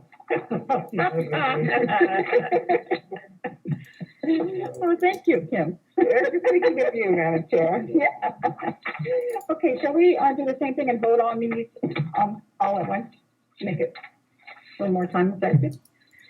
Okay, the next one, who do we have on there? We have Will. Thank you, Lisa. We have Will. What number is his? 2020-36.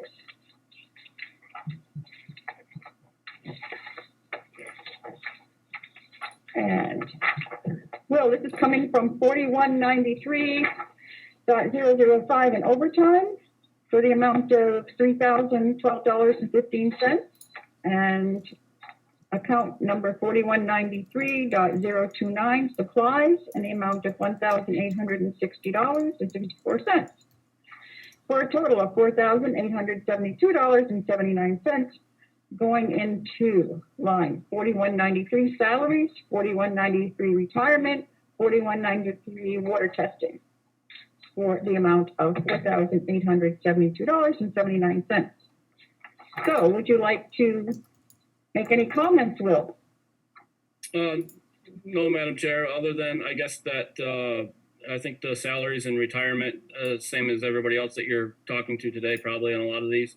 And the water testing, that was, had a, we had to do that PFAS testing that the state lawmakers came in like September or something like that and made it into law. And so that was a big contributing factor that put us over on that line item.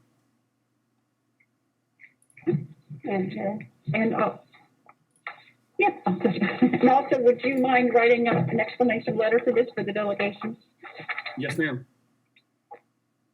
Okay, thank you, Will. Any questions? No, it looks good. Kim? Negative. Okay. Okay, the next one we have, do we have Dominic on there? No. Okay. What we can do, Lee? Let's go. We have request number 2020-34 from account number 4140.002 for the amount of $19,615.36 going into various line items: 4140.007 salaries, 4140.009 salary, sheriff, 4140.13 retirement, 4140.18 Medicare, and 4140 for U.S. Forestry for the amount of $19,615.36. And Fergus, since we don't have Dominic, would you care to? I checked in with the sheriff on the phone yesterday, and we visited this morning. This was one that was edited from what was sent to you previously, but the one in front of you now. This is number 34. We changed it from bailiffs to details at the source. I want to point out that the forestry line is one of those revenue lines that is offset by revenue, but nonetheless, by doing this, it will balance them out. I want to note that, so the sheriff's salary was technically 4 cents over budget. Similarly, the commissioner's salary lines were over by 12 cents. Yeah. So this is a rounding issue, and I hope that no one considers this a big deal, given that these salaries are set. Probably what we need to do is make sure that the last payroll of each year is adjusted to make sure these net out to zero. But I did want to mention it because it happens. Okay. Can I ask a question? You may. So, Chief O'Gorn, when I heard them say the extra week in December last year, if they had encumbered the money from the previous budget, we wouldn't be over this year. Is that accurate, or is that not fair? You know, there's a lot going on there. Real good question, Commissioner. I'm not certain how exactly some of these salary lines were calculated last year. It was unclear whether the 53 payroll issue was accounted for or not. Most budgets ended up fine, but perhaps that's because they had vacancies that went unfilled, and so they funded it that way. It came up when we were trying to calculate a certain payout last year, and so this is partly why this year each department has a salary schedule, personnel schedule that shows exactly how we got to the Medicare line, exactly how we got to the Social Security line. So I've looked as far as I can look to get an answer on some of those things, and all you know, some of them went over and some of them didn't. Any questions, Matthew? No. I have one follow-up. Okay. Since the sheriff is not on, I think this one is pretty self-explanatory, but if you could reach out to the sheriff so that we've required the same of everybody and just ask him to put this in writing so it can accompany this to the delegation. Sure. Okay. You do? I do. Okay. When it says, due to a payroll coding issue, what is that? So we have, the sheriff has one partially grant funded, and that's another good question, Commissioner. Thanks for catching that. The sheriff has one partially grant funded position, and right now we do not have that person's portion of that person's pay being pulled from the right line in our payroll system. So what we've had to do is make a lump sum transfer into the source of funding. We're working on it. It's a coding issue in the software. So my point is that it shows a deficit, but it's not really a deficit.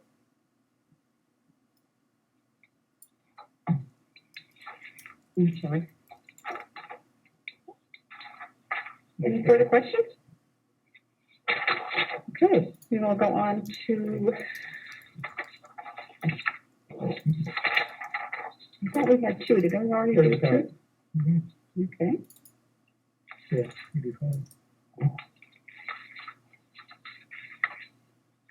There it is, and I thought I had it right here. Oh, I did have it right here, okay.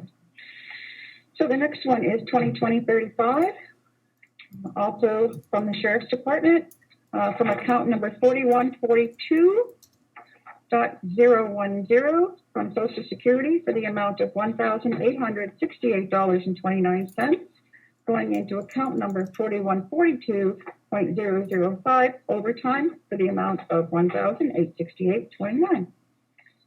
And pretty self-explanatory, but Fergus, you have.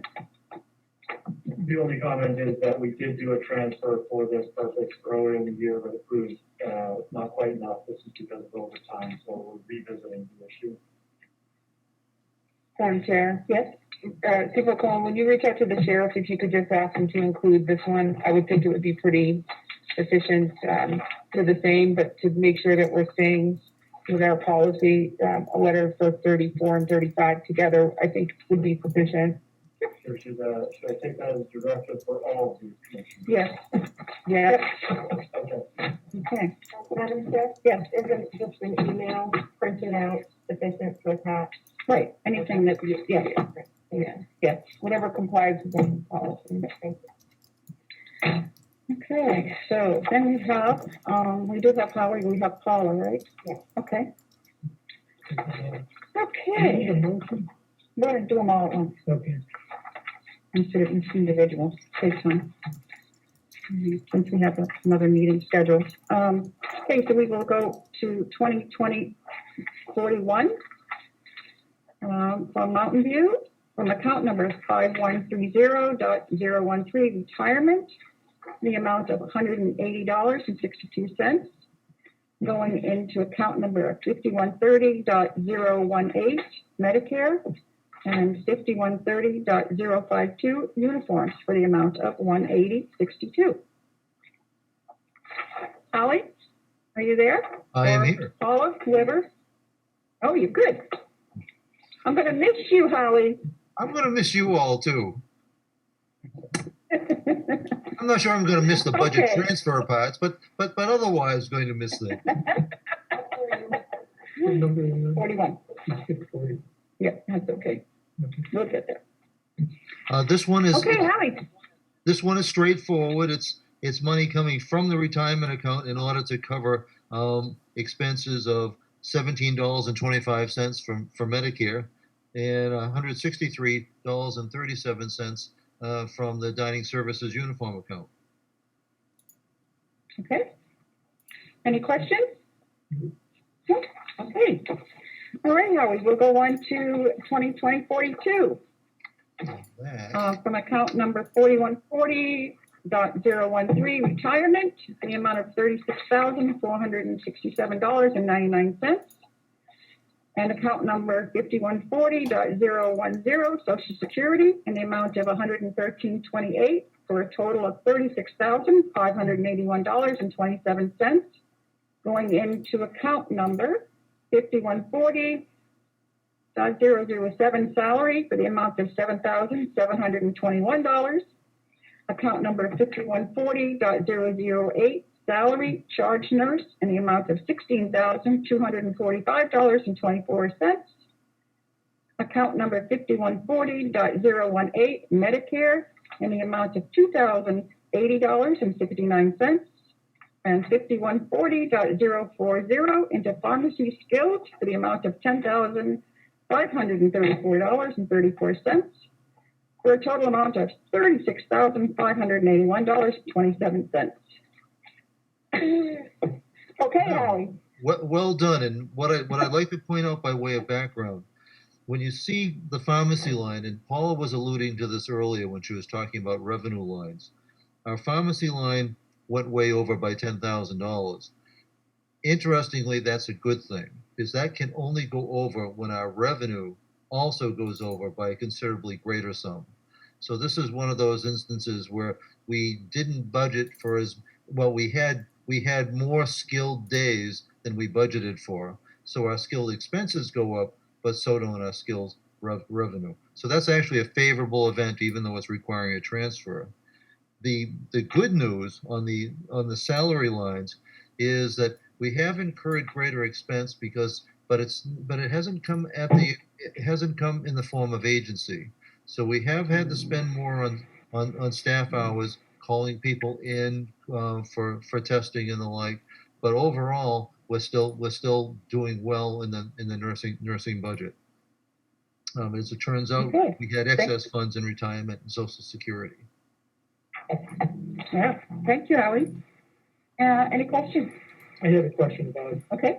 The comment that these payroll-related accounts were impacted by previous transfers due to a settlement. Which payroll-related accounts? The ones that are being transferred into the answer?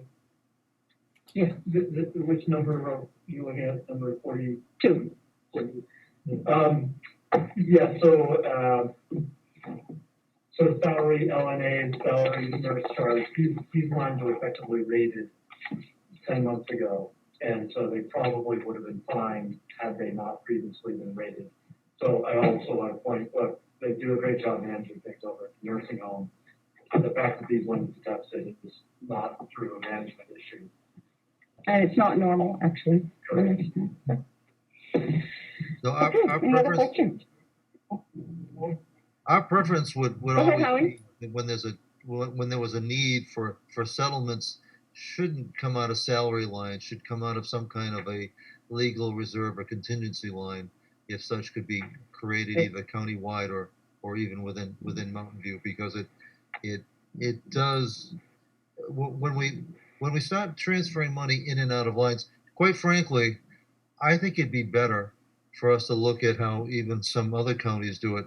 Let lines that run over. So that when we look at them at a given time, we have a clear idea of what our true expenses are. At the same time, getting department transfer, Belknap County, by way of example, while the state does allow you to do line by line transfers, you can do it on a department level if the delegation so approved. And I think it would give you a clearer idea at the end of the year of what you really spent on each line item if there weren't transfers coming in or out. In this case, it was the salary lines were impacted considerably by that settlement. Great. Thank you, Howie.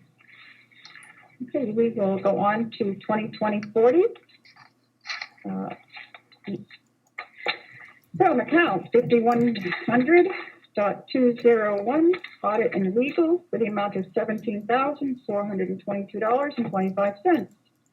Account number 5100.017, education and conference, for the amount of $4,587.75, for a total of $22,010. Going into account number 5100.045, bed tax, for $22,010. Well, and this is one of those And this favorable line ones. is off. This right. is offset by Howie. revenue. So when our bed tax goes up, our MQIP, our corresponding revenue line, goes up. And it's all based on, we pay a percentage of collected revenues that gets matched by federal money. The state takes out their cut and then returns it to us in a greater amount than what we paid. So we were in this case, we were favorable by over $22,000 to budget. Any questions? Okay. No. Okay. Thank you, Madam Chair. So we will go on to, I think that's all of yours, Howie. There was another. Leave it in. Did we do 44. 44? Oh, 44. Yep. 2020-44. Sorry. Okay. 2020-44 from account number 5191.013, retirement, for the amount of $2,700. What is this? $270.37? Is there? Okay. I didn't see that until the bottom. Okay, for $270.37, going into account number 5191.005, Social Security, in the amount of $204.44, and to account number 5191 into Medicare for $65.93 for a total of $270.37. Howie? This is a relatively one, we don't control the Social Security and Medicare, and recreation was over by just under $200 in their supply line. So they hit it pretty close, but not quite right on. Okay. Thank you. Questions? No. I have one, Okay. Madam Chair. Can you tell me why this one is handwritten? Yes, there was another line in there which can be addressed through a journal entry for an error. So Paula and Howie picked up on that. So they made an edit to the draft, which I previously sent you. Okay. I think that does it for you, Howie. Well, thank you, Commissioners. I think, if I did, 47 and 48, yes, we did those we earlier. already approved them. Yeah. Okay, so the next one we have is 2020-37, and this is the jail. I don't believe we have anybody from the jail on here. Madam Chair, I think you already reviewed the one for the sheriff. We did just join the meeting if you had any questions. No, I don't think so. Does anybody have any questions for the sheriff? Nope. No. If you let them know that you're on. Dominic, we already did your transfers. You're all set unless you have something that you would like to tell us. Okay, thank you. Thank you. Okay, Does anyone have his hand up? Yeah. Here. Oh, okay. Okay, so the next one we have, when is our fight at 11:30? 11:30. Oh, good. I think we'll be done. Okay, great. I'm going to be hoarse for the next week after this. You want me to read one? No, it's okay. Request number 2020-37 from the jail, from account number 6100.009, salaries in the amount of $68,399.85. Going into account number 6100.005, overtime, $2,633.31. Account number 6100.007, administrative salaries in the amount of $24,489.39. Account number 6100.013, retirement in the amount of $16,125.86. Account number 6100.025, inmate medical for the amount of $25,127.12. Account number 6100.068, telephone in the amount of $3.84. In 6100.095, firearms in the amount of $20.33 for the total amount of $68,399.85. Okay, since Pat is not here. Sure, and I spoke to the superintendent on the phone yesterday. So keeping in mind, they had a separation this past year. The former superintendent left, so that incurred some one-time expenses, which hit admin salaries and retirement. I also want to draw your attention to the inmate medical line. This is the one I flagged at least a month ago, saying expect this one to go into the red. At the time it was showing a surplus, but we knew we were going to have more bills. So we believe most of those bills are in. I can't promise you that they aren't. If there are more expenses, we roll them into 2021 instead of keeping the books open for 2020. So that's that big line item that you just don't know what it's going to be. Yeah. And that's an argument for having a contingency fund. I agree. Madam Chair, two Yes. questions. Go ahead. My first is, I understand that we paid out the outgoing superintendent money that was owed to him, but the current superintendent makes less. So they didn't offset by a very large number, 25,000 more. Yeah, so part of what we've been trying to do this year is anticipate retirement expenses, one-time retirement expenses. They're listed in those personnel schedules as a retirement other. Sometimes they're funded. In the past, they have generally not been funded. And so somebody leaves and you're hit with a $10,000 to $20,000 expense. Right, and I understand that in the retirement line, but in the admin salaries line, there's almost $25,000. Why is there, when the salary went down? I'm just saying that most of that deficit can be attributed to that unbudgeted separation. I can't say that every dollar was. Okay, I don't think that I understand. If it was, we paid him out in retirement, that's one thing, but the salary line is over by 25. That's not, there's no retirement cost in that because that can't be paid out from that That line. would have been paid time off probably. There's probably a buyback for sick time and personal days and all that. It was unused. Right, but the new superintendent makes less. So that's a pretty large number. Are we sure that that line is right? Is accurate? Yes, I'm confident. There was not a vacancy, of course. Sometimes, Mr. Chandler is leaving. We anticipate there's going to be a vacancy. There's going to be some savings from that, potentially. In this case, there was no vacancy. We had a person on staff, so. Right, but it was my understanding that Pat was already in the admin salary structure. So, and then they didn't fill that captain spot that we previously discussed, and the superintendent made more and then left. So I guess that number is just far larger than I would expect to see it. And I'm just raising concern that I would like to see more breakout documentation than this little paragraph about that one. No, but we are getting letters explaining why. Sure. Okay. And then lastly, I just made a comment that firearms should be an expense that is firearms should be the ones issued to them and when they go to the range. So, it's only over by $20, but should be pretty set cost yearly for the jail, unless they're discharging their firearms outside the jail. I'm not certain of this, but I think that particular line is that there was an ammunition bill that came in Right. December, got posted and put over budget. I believe that's what caused that.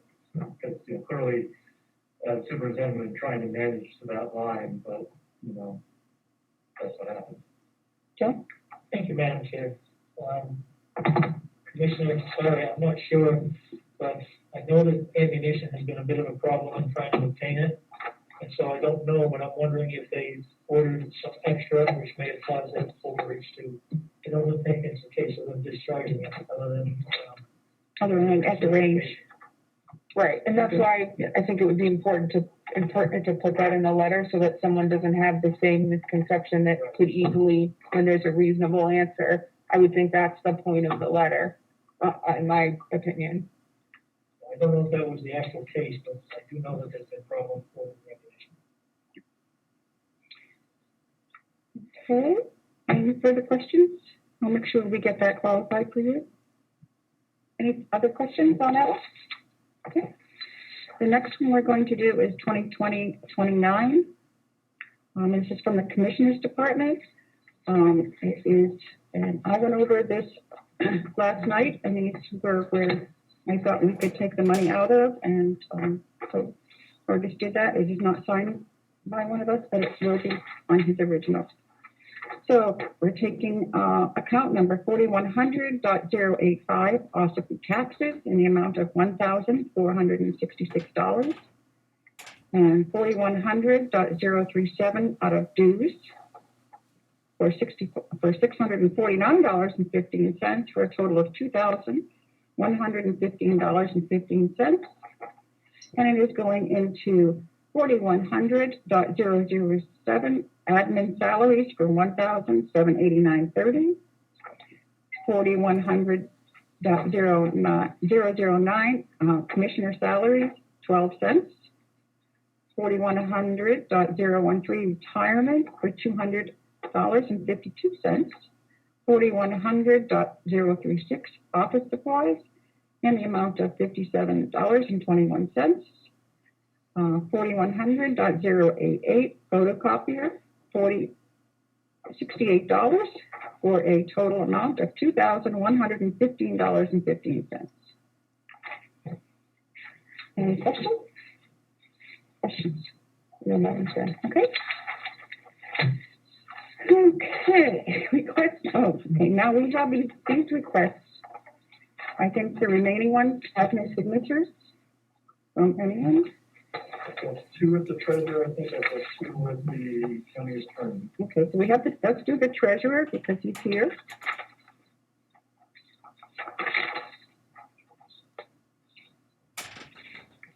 So that's 30, 20, 30. Yep, so we have request number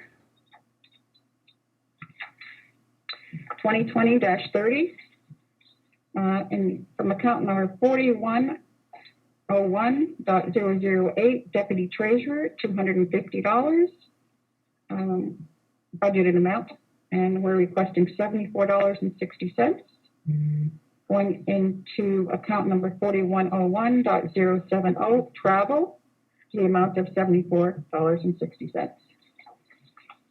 Joe? Madam Chair. Yep. Unfortunately, the travel expense was a bit higher this past year than we had anticipated. Function of combination of delegation meetings and some other meetings. And so we're requesting to take the money out of the deputy treasurer's account and put it back into the travel so that we can come out full. Okay. Any questions? No, but I would make the comment that explanation, maybe do. Yeah, Joe will write a letter up for that. In deficit because it's unanticipated. I don't have a question about this one, Madam Chair, but I'd like to back up for a moment. Okay. Do we need to take a vote on the commissioner's transfer since it's our transfer? I know you said someone will sign it, but do we need to take an official vote on that? I didn't do that because I figured that being chair, I'm kind of like the department head for the commissioners. Okay, but if you would prefer to take a vote, we can do that. That's up to you too.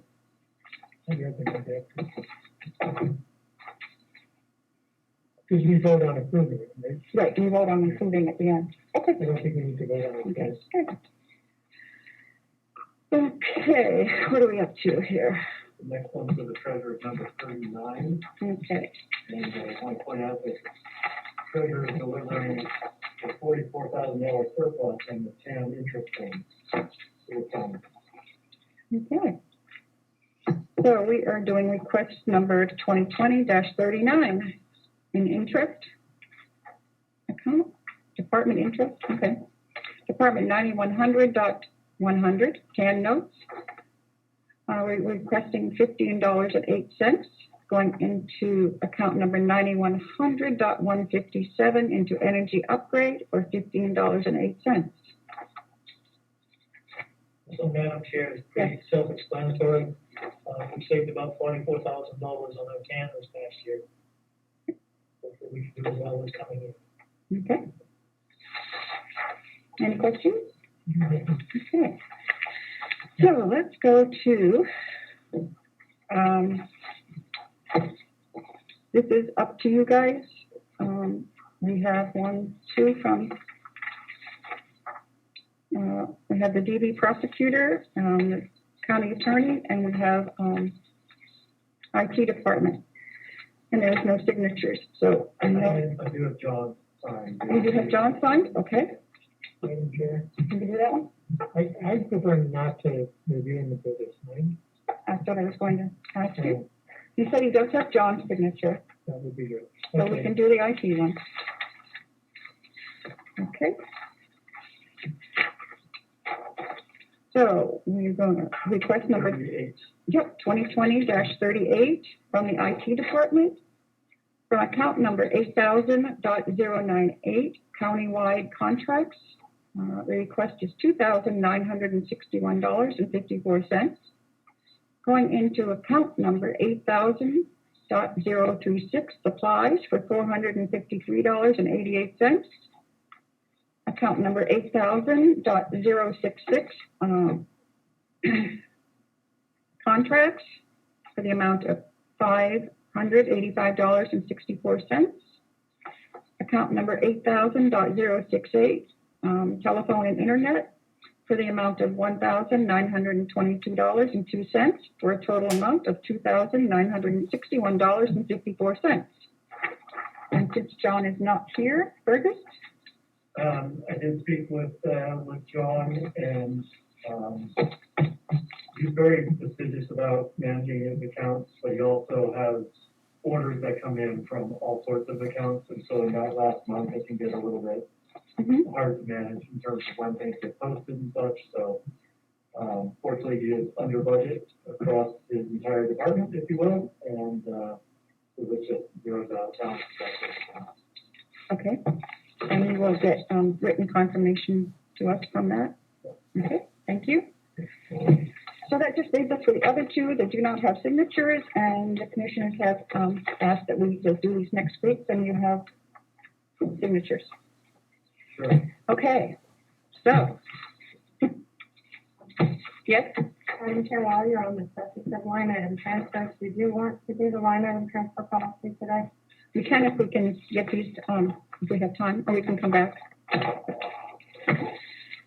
Okay, so I'll just read out the numbers, is that okay? So we need a motion to approve request number 2020-38, 39,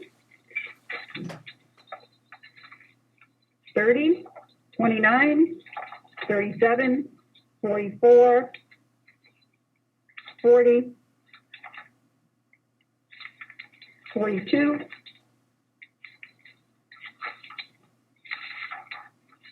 41, 35, 34, 36, and 33.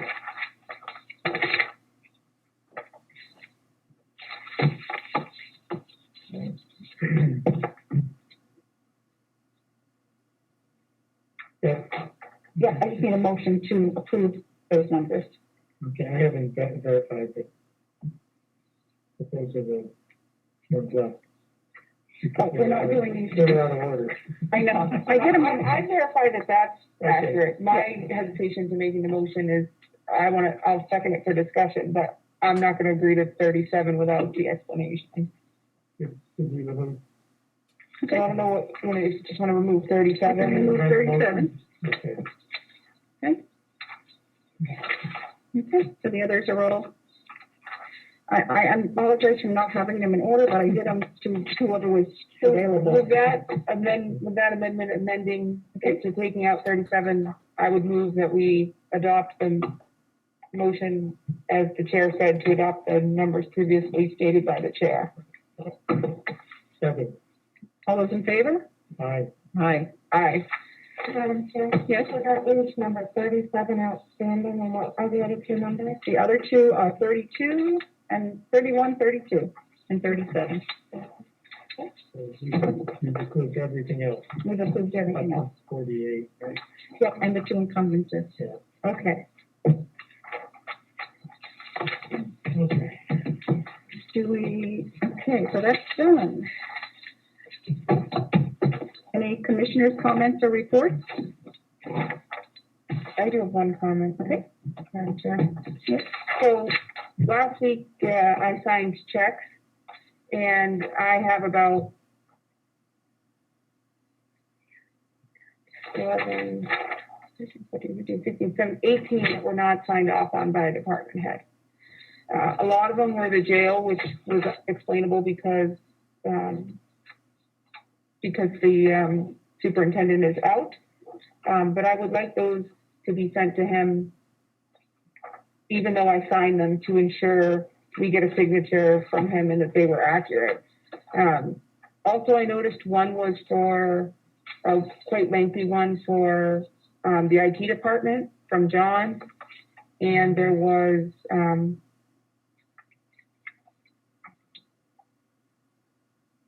one for, I believe the register of deeds. thank you, the registrar of deeds.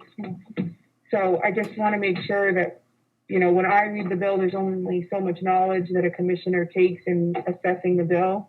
The first line of defense, I assume the reason why they sign it is that the department head knows if this bill looks right and accurate to them. And I think that that's an important thing. So I would like the ones that have been flagged to be returned to the department heads and them to sign off, even though the checks have already been signed. That would be my personal request.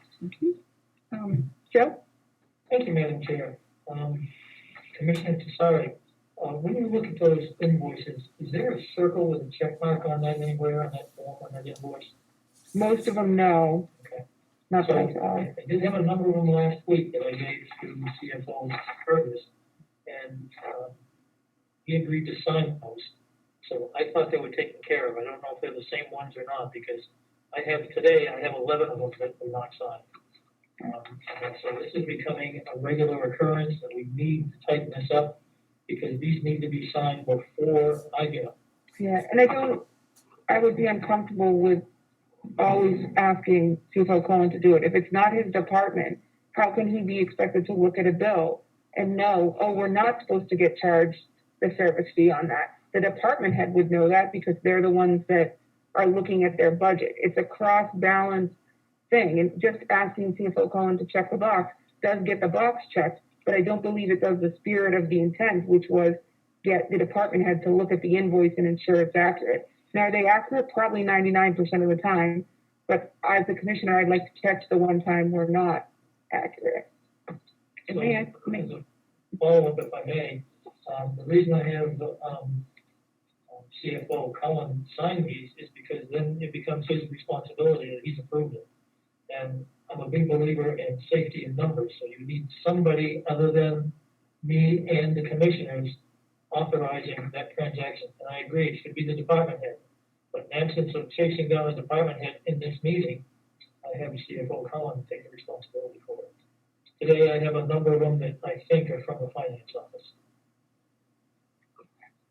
I was going to say, this has not been a problem until the last couple of weeks, so you need to find out who's being lax in this. So I'll leave that up to Fergus to track that down. I also have payments to a couple of tax entities through Checkmate, but it doesn't tell me who the check should be payable to. But I see a Checkmate out to a Acme council, so I'm assuming that's correct, but once again, no approvals, I don't know. Madam Chair. Yes, Representative Avalani has his hand up and sort of CFO Colin. Okay, well, who's first? I don't. All right, okay, Lino, you have a question, a comment or a question? I actually have both. Lino? Thank you, Madam Chair. Okay. I actually have both. Commissioner Okay. Tesari, great catch on having the department head sign off on their expenses.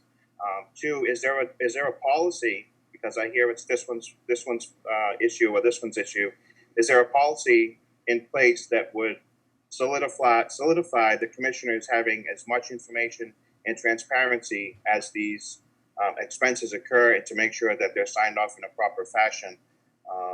Because I'm pretty sure that the delegation would be interested to make sure that the money is being spent according to the department head's wishes, and that any fees and service fees and charges would be looked at by that department head before being sent out.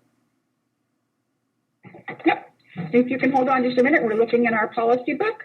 But that has been the normal practice, and as I say, up until the last couple of weeks, we haven't had this problem. There might be one once in a while that gets through without being signed, but they're always signed off on by the department head before we get them, or before Joe gets them. So hold on just a minute. We're looking to see if there's an official one.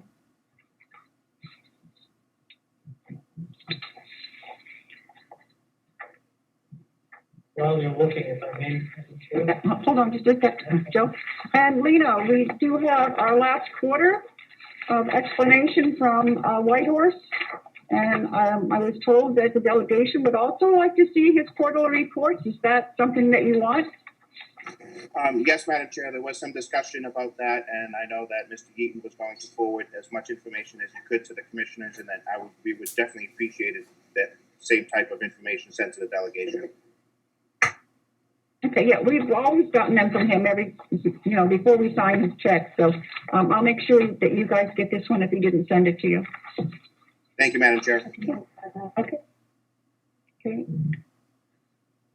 While we're looking for that, can we take Collins, Mr. Collins' question? Sure. So responding to a couple of things, the treasurer is correct. You did give me several of those. I believe that was 2 weeks ago, not last week, because I believe that you wrote a note last week, Mr. Treasurer. So there wasn't a difference there. In the case of the jail superintendent, he emailed his authorization of those in response to the prep bill. So that email sign off, if you will, may not have been included in the backup material. But he did do that. He did that with this next step as well.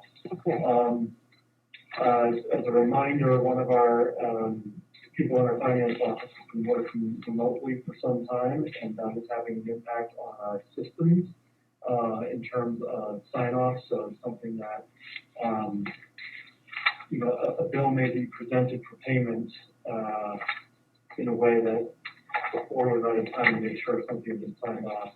And with our policies, we do have it so that a certain threshold, the department chair signature is authorization enough. And after that, what I would like us to move towards, I'm not ready to propose it to you yet, in terms of policy, but basically we don't write the check unless someone in finance signed off on it first, as opposed to we prepare the check and then we get a sign off, which is the case right now. I don't think it's been a problem, but I think it's less than ideal in terms of how it's been set up. So I just wanted to address some of those questions that have been raised. Madam Chair? Yes. I'm told that the policy is in number 1, page, a few pages into the Carroll County Internal Control Policy. Yep, that's what I was just looking at. So if you go, accounts payable checks, yep. Compliance, verification, and reporting. Yeah, down here, it says all invoices, reimbursement forms must be reviewed and approved by an authorized person prior to payment. The department head should maintain a listing of those persons who may authorize and approve invoices with a dollar limit assigned based on the person's level of responsibility within the organization. The authorization must include the original signature of the department head for our internal control policy.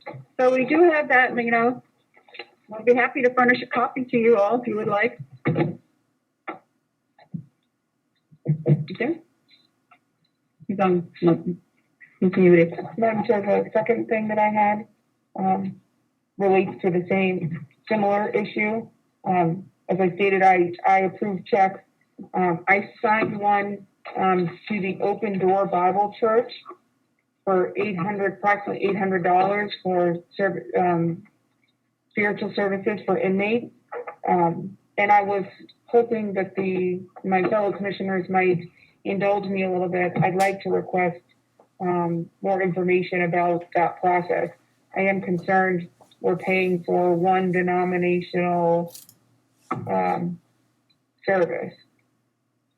Go ahead, John. Thank you, Madam Chair. If I can address Commissioner Tessari's concern. Go ahead, I'll let you do that. That is I don't want to use the term contract, but that was a prearranged, what's the term I want to use? Prearranged item for the inmates to receive some sort of religious service. This individual comes in every week and does their thing, if you will. In fact, the commissioners previously voted to increase it. I think it was $100, and I think they increased it to $200 per visit. So when I look at that bill, I know it's for a 4-week visit. And that's some of the information that the commissioners do not have. And probably we could be a little clearer on those things on the commissioners. I will ask that if any commissioner has any question on any of these things, please call myself.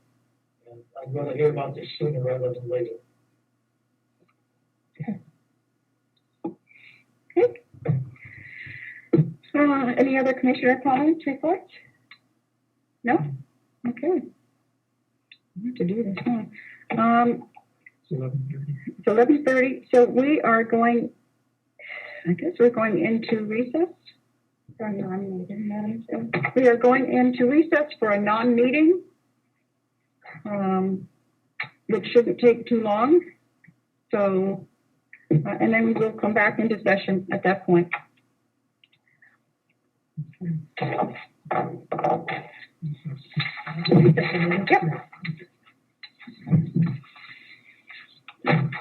still have stuff left to do, right? Well, You need me to hang out? no, all we have is, media questions, input, public input. We don't have any non-public, correct? No? Pardon? You have to sign checks. And all we have to do is, review and sign checks, that's it. So do you want me to stay or are you good if I go? No, we're fine, because we're not gonna do anything. What else should I do? Why should I hang out just for you to? No, just to come back into If session. you needed me for something, I don't mind going downstairs. Are you okay? You wanna hold it again? Yeah, let's hold it again. That way we can hold her up for 2 hours, you know. No. I don't have anybody for the non-meeting on it, Not I yet. have to, this is a difficulty I'm having right now. Okay. I thought you would be done. Yep. Before this meeting started. Yep. I have to close this room and open the other one. And there's lots of people. So would you mind, I can't go back into this meeting once I close it. Okay. Would you mind reconvening and adjourning your full meeting if you have no other somewhere? And I can text that and say we'll go over it the other day. Okay. So what do you want me to do? Come back into, Well, let's do those few things, like public input, whatever, and then you can adjourn. okay, Where's Matt? I'm sorry. okay, excuse me, whatever that is, but And the rest of them, are we off? No, we're going back on now. coming back on. Is the mic off? No, we're coming back on. Okay, so we're on? Yes. Okay. And I can find that. Okay. We are coming in out of recess to finish up the last few items before we go into our non-meeting so that we can adjourn after that. So do we have any media questions?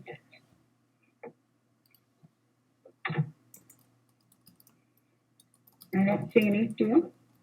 No, nothing in the I chat. see none.